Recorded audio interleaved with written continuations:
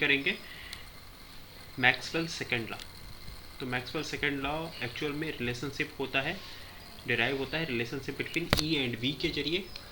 तो हम लोग सबसे पहले V मीन्स इलेक्ट्रिक पोटेंशियल को डिस्कस करेंगे कि क्या होता है इलेक्ट्रिक पोटेंशियल। तो इलेक्ट्रिक पोटेंशियल एक तरीके की स्केलर क्वांटिटी होती है, ठीक है, ये स्केलर क्वांटिटी है और ये किसी भी चार्ज के अराउंड इक्विपोटेंशियल सरफेस डिफाइन करने के लिए यूज़ होती है।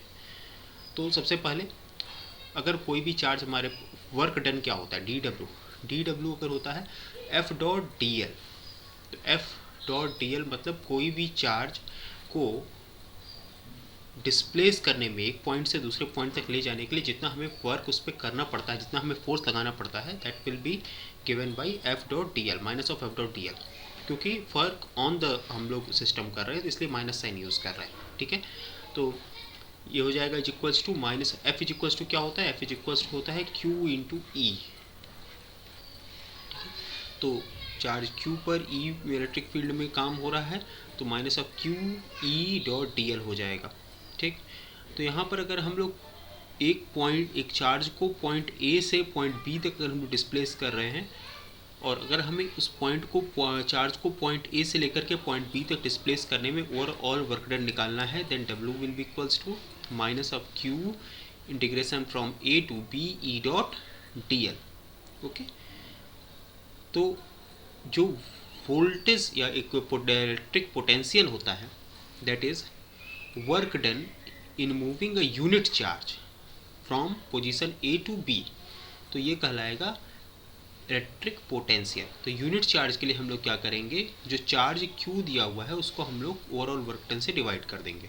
सो now this will become minus of a to b E dot d l. So now this will become V a B.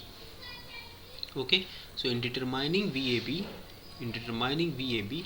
let A be the initial point and B is the final point. Okay, A initial point है और B जो है वो आपका final point है। If VAB is negative, अगर VAB negative है, there is loss of potential energy in moving from charge A to Q B. This implies that work is being done by the field, मतलब field खुद काम कर रही है, that's why it is minus, ठीक है ना। However, if VAB is positive, means gain in potential on the movement, potential energy in movement means external energy is performing the work, that's why यहाँ पर पॉजिटिव आएगा, ठीक है। तो VAB is independent of path taken, मतलब ये path पे depend नहीं होता है, ठीक। ये एक तरीके से किसी भी पाथ से जाइए, ये जस्ट पोटेंशियल डिफरेंस पे डिपेंड करता है, ठीक है ना। And VAB is measured in joules per coulomb and it is normally referred as volt, it is normally referred as volt. तो यहाँ पर ए से बी तक के लिए आप कोई भी पाथ चूज़ कीजिए, किसी भी पाथ से जाइए, दोनों ही पर्टिकुलर कंडीशन में किसी भी पर्टिकुलर पाथ से चाहिए, किसी भी पर्टिकुलर पाथ पे डिपेंड नहीं करता है, ये इंडिपेंडेंट ऑफ पाथ होता है। तो इस तरीके से VAB जो होगा that will be independent of path, ठीक। E इज इक्वल्स टू क्या दिया हुआ है, E इज इक्वल्स टू दिया हुआ है Q upon 4πε0 R square AR cap, ठीक। VAB अगर हम कैलकुलेट कर रहे हैं, जो कि एक पॉइंट चार्ज के नाते आपको इलेक्ट्रिक फील्ड निकाल के दिया हुआ है, VAB अगर हम लोग कैलकुलेट कर रहे हैं from point A to B, so now this will become Q upon 4πε0 R square AR dot DR AR, ठीक है। तो अब यहाँ पर R इज इक्वल्स टू, अब आप इंटीग्रेट करोगे इसे, तो इंटीग्रेट करोगे तो क्या आएगा, Q अपॉन 4πε0, ठीक है। और जब आप r square r to the power of -2 को डिफ्रेंशिएट करोगे तो आ जाएगा माइनस ऑफ 1 अपॉन आर। तो माइनस ऑफ 1 अपॉन आर को जब आप डिफ्रेंशिएट करोगे, आप लोअर लिमिट रखोगे आर ए, अपर लिमिट रखोगे r b. So minus minus यहाँ पर प्लस हो जाएगा, बिकॉज ऑलरेडी एक माइनस था, तो ये माइनस माइनस प्लस हो जाएगा। So now this will become Q upon 4πε0 1 upon R B minus 1 upon R A. So this will become, so ये किसको रिप्रेजेंट करेगा, this will become VB, because ये Q upon 4πε0 1 upon RB will represent potential at point B and Q upon 4πε0 1 upon A will represent potential on point A, ठीक है। अगर हम लोग ये माने कि अगर हम ये जो ले आ रहे थे किसी भी चार्ज को किसी भी इनफाइनाइट लोकेशन से एक पर्टिकुलर पॉइंट पर ले आ रहे थे, ठीक है, हम लोग किसी भी इनफाइनाइट लोकेशन से किसी पर्टिकुलर पॉइंट पर ला रहे थे। So now in this case this particular 1 upon RA, 1 upon RA means initial point was infinite point, so 1 upon infinite, so this will become 0. तो इस तरीके से potential at any particular location will become Q upon 4 pi epsilon naught R, means it is work done in moving a unit positive charge from infinite to that particular point which is placed in the field made by the Q, or which is placed around Q. So this will become V is equals to Q upon 4 pi epsilon naught R. So potential at any point is potential difference between the point and the chosen point at which potential is with the potential is 0. ठीक है, तो इस तरीके से potential difference जो होता है, एक तरीके से पोटेंशियल जो होता है, एक पॉइंट को हम लोग कोई भी पॉइंट जिस पर हम लोग पोटेंशियल निकाल रहे हैं और दूसरे रेफरेंस पॉइंट को हम लोग क्या करेंगे, जीरो पोटेंशियल पॉइंट पर सेट करेंगे. तो यहाँ पर हम लोग इनफाइनाइट वाले पॉइंट को, जहाँ पर आर की वैल्यू इनफाइनाइट हो, उस पॉइंट को हम लोग जीरो पोटेंशियल पर सेट कर सकते हैं.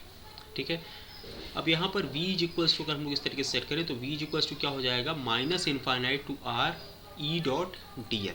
तो इस तरीके से एक इसको रिप्रेजेंट करेगा. Now it will represent potential. ठीक है,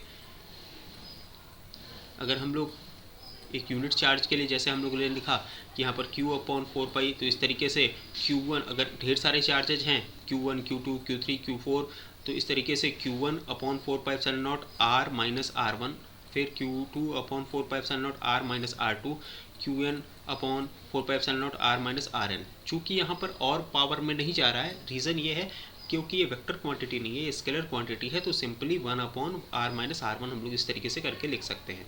ठीक है, so V R will become 1 upon 4 pi epsilon not summation of k is equals to n1 to n q k divide by r minus r k. इस तरीके से ये point charges को represent कर रहा है.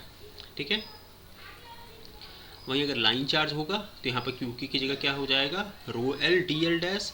अगर सरफेस चार्ज होगा तो rho S D S dash, और अगर वॉल्यूम चार्ज होगा तो रो वी डी वी डैश हो जाएगा. ठीक, और ये समेशन कैसे आएगा, इंटीग्रेशन का साइन आ जाएगा. ठीक है ना, line integral, surface integral, volume integral. ठीक, अगर ई और बी के बीच में रिलेशन की हम लोग बात करें तो कोई भी पॉइंट पे जो इतना हमें बी टू ए काम करना पड़ेगा वही काम हमें ए टू बी भी करना पड़ेगा. एक तरीके से आप इसे कह सकते हो कि ये किसको रिप्रेजेंट करता है, इट इज़ रिप्रेजेंटिंग के वी एल. ठीक है, तो के वी एल इसी से आता है, b plus a V b a plus V a b, that will be equals to integration of E dot d l is equals to 0. मतलब नेट जो इफेक्ट होगा, अगर हम एक क्लोज्ड पाथ बनाते हैं तो उसमें नेट क्लोज्ड पाथ में जो नेट पोटेंशियल होगा वो निल होगा. ठीक है, तो इस तरीके से integration of E dot d L यहाँ पर क्या हो जाएगा, 0 हो जाएगा. ठीक है, लाइन इंटीग्रल और सरफेस इंटीग्रल में हमारे पास ऑलरेडी एक रिलेशनशिप है.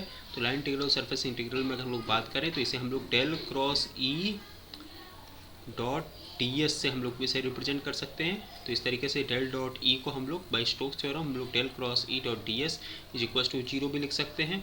ठीक है, और डेल क्रॉस ई, इसका मतलब यहाँ पर क्या हो जाएगा, del cross E will become 0. So del cross E यहाँ पर क्या हो जाएगा, 0 हो जाएगा. ठीक, सो इस तरीके से आप, ये आपका मैक्सवेल सेकेंड लॉ हो गया जो कि आपके केवीएल के थ्रू आता है, किरचॉफ वोल्टेज लॉ से आता है, या फिर पोटेंशियल एनर्जी जो होती है वो किसी भी क्लोज्ड पाथ में क्या होती है, कंजर्व होती है. मतलब वो नेट पोटेंशियल होता है वो 0 होता है. इस तरीके से हम लोग निकाल सकते हैं. तो E equals to minus of del V. ठीक है, इस तरीके से हम लोग लिख सकते हैं. ये जो है एक तरीके से रिलेशनशिप होता है पोटेंशियल का इलेक्ट्रिक फील्ड के टर्म्स में. Means we can also get electric field by the potential by just minus of gradient of p और ग्रेडियंट ऑफ पोटेंशियल. ओके, तो इस तरीके से मैक्सवेल सेकेंड लॉ हम लोग स्टोक्स थ्योरम से हम लोग डिराइव करते हैं, जहाँ पर कि डेल क्रॉस ई किसी भी क्लोज्ड सर्किट में डेल क्रॉस ई की वैल्यू 0 होती है. इससे पहले हम लोगों ने जो मैक्सवेल्स फर्स्ट लॉ डिफाइन किया था, del dot E is equals to rho v, ये डिफाइन किया था. ठीक है, this was first law and this was second law. ठीक है, इसके बाद नेक्स्ट टर्म पे हम लोग मैक्सवेल्स थर्ड लॉ देखेंगे कि किस तरीके से हम लोग मैक्सवेल के थर्ड लॉ को डिराइव कर सकते हैं.